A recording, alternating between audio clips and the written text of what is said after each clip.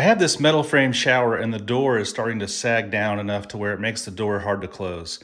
And having a look at it, it looks like the continuous hinge needs to be replaced. So I'll show you what the hinge looks like and how to go about replacing this if you have a similar problem. If you get on the inside of the door and look at the hinge area, you'll see it's just a plastic sleeve. So this plastic sleeve is one continuous piece all the way down.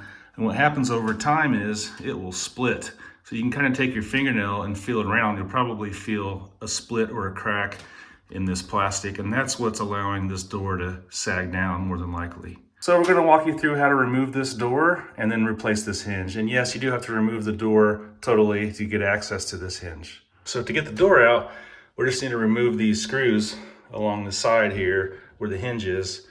And then we also need to take this top piece at least loose so we can raise it up out of the way. So to do that, we'll just remove this screw and this screw, and that will allow us to kind of grab this and move it up enough to get this door out of here. It's also a good idea to put a towel or something down over your drain so you don't drop the screws down into your drain. So let's remove these screws.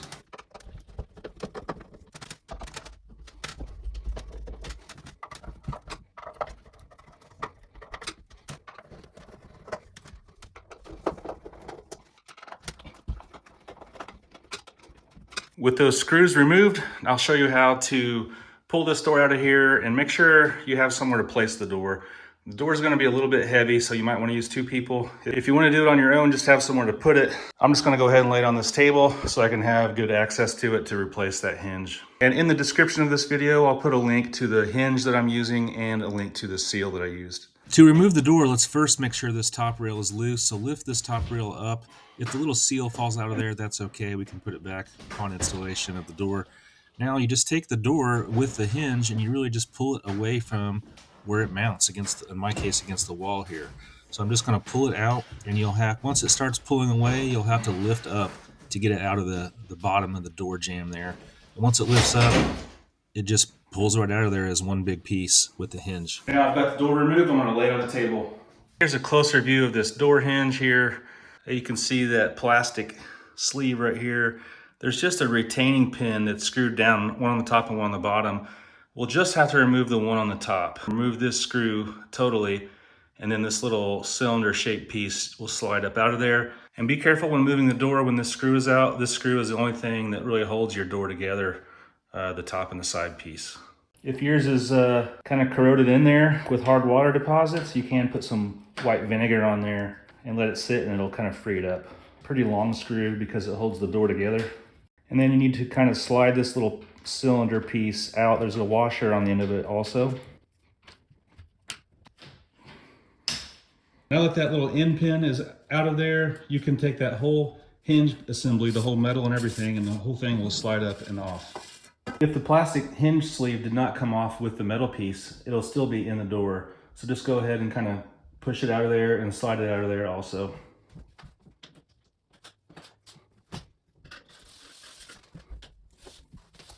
Just to give you an idea of what this hinge looks like, it's just a plastic sleeve.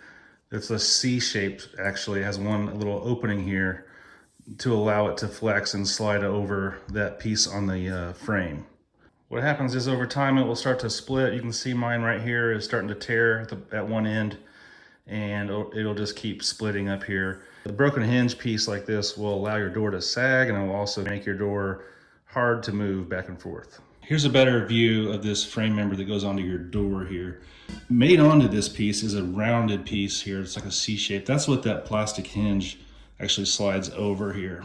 In order to get a replacement hinge, you need to get an appropriate diameter of hinge that fits over this rounded piece. So you can take a ruler and kind of measure the diameter of this round piece. I have some calipers here to measure mine. Mine's about, if you can see that, about 1/4 of an inch, 0.25 pretty much is the diameter of mine here. What I found when you're looking at replacement hinges online is there's two different sizes mostly. There's one that's 66 inches long and another one that's 72 inches long, but they have different diameters, different inner diameters. My piece here, my hinge, is 66 inches long, but measuring it, it needs to be at least 1/4 of an inch on the inside diameter. When you look online for the replacement 66-inch long hinge piece, the inside diameter of it is actually too small. It's like 5/32, which is 0.15 something. And actually the longer plastic hinge piece that's 72 inches long has the right inside diameter of 1/4 of an inch. So this being plastic, I'm going to go ahead and order the longer one that has the right diameter and just cut it off to the right length. That's pretty easy to do. I will put a link to the plastic hinge pieces in the description of this video for you. And the new one comes in this big tube here, pretty good. It's about 50 bucks including shipping for that new hinge piece. It's a little pricey, but you know what? I should only have to do this one time and it should last me a very long time. Okay, so let's go ahead and trim off this new replacement hinge. I've got the old hinge sitting beside the new hinge, so I'll know right where to cut it off to make it the same length. You can use some snips like this, or you can use a little hacksaw or anything that you find easy to cut this plastic material. If you have any rough edges on this hinge where you cut it off, you can take a little fingernail file and kind of file it down and make it smooth again. That's what I did here. Now I just need to take that plastic hinge and slide it onto the metal door frame piece there. And it's a pretty tight fit, so you'll probably have to put some sort of lubricant down. I tried to use some soapy water and it still was pretty hard to slide on, so you'll have to likely end up using something like WD-40 to kind of squirt down in that plastic hinge, and then it will slide right onto the door frame. Okay, let's go ahead and slide the metal piece back into the door frame. Make sure you put it in there the right direction so that your screw holes are still lined up. You may have to take some pliers here and sort of spread this open a little bit more to get it started.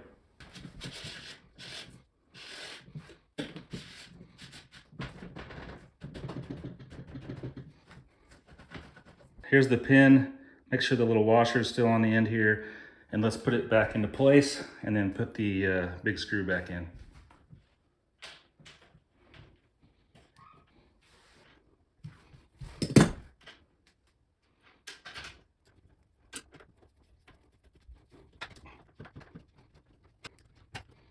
Okay, while I've got this door out, I'm going to give the bottom of it a little bit of attention as well.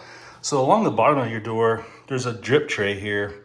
This little drip tray catches the water and kind of routes it down so that it doesn't spill out the bottom of your door back into your floor. So there's also supposed to be a sort of rubber slash plasticky clear piece of seal underneath the drip tray that sticks down a little bit. And as you can see, mine is pretty much torn off. Here's what it's supposed to look like right here. A little bit of it is left. I've got a replacement seal here for my door. I'll put a link to this product in the description as well. Thought I'd show you how to go ahead and replace that while I'm at it. Drip tray is held on by these top screws. There's one on each side. So let's get those removed. This is also a good way to clean this thing. This part gets pretty nasty. So you can take this off and clean it. If it's really gross, you can use like a steel wool or a green scrunchie or something like that in your kitchen sink and clean this thing.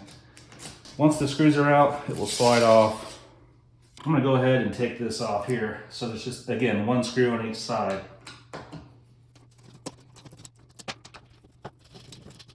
And just so you can see how this thing is made, it again is just a clear seal.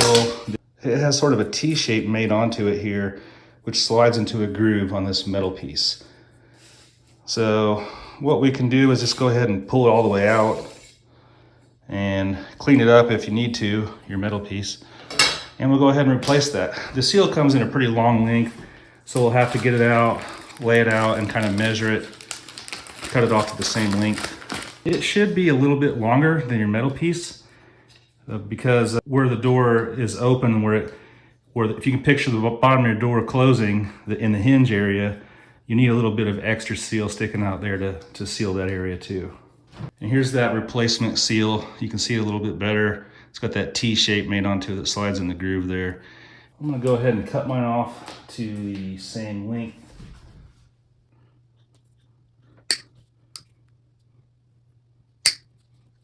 I can slide this T-shaped piece into the groove here.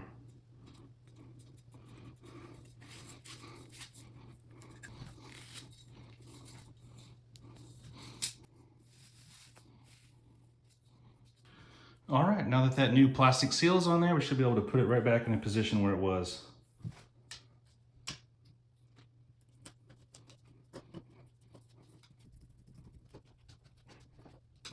Now we can put this drip tray back on.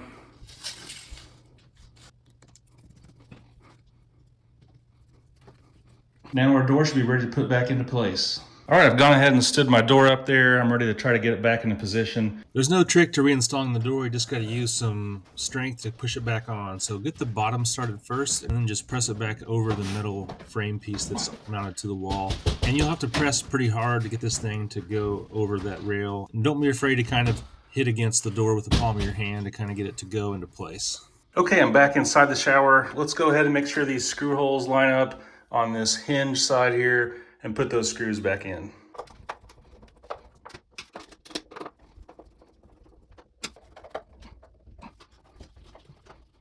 Okay, if this seal fell out on the top piece, make sure you put that back into position and then put the top piece back down where it goes and put the screw in it.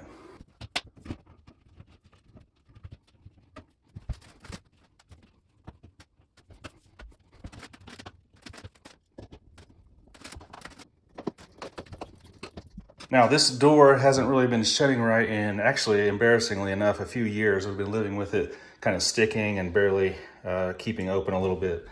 So now we've got the hinge replaced. It ought to be able to shut right. Let's see here. Yep, it seems like it shuts just right like it should.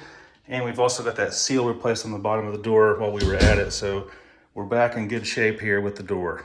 Once again, the link to that hinge piece and the seal is in the description if you guys need it. And hopefully this video helped you all out, and thanks for watching the RepairNut channel. If this video helped you out, give me a thumbs up, and also be sure to subscribe and check out my other videos.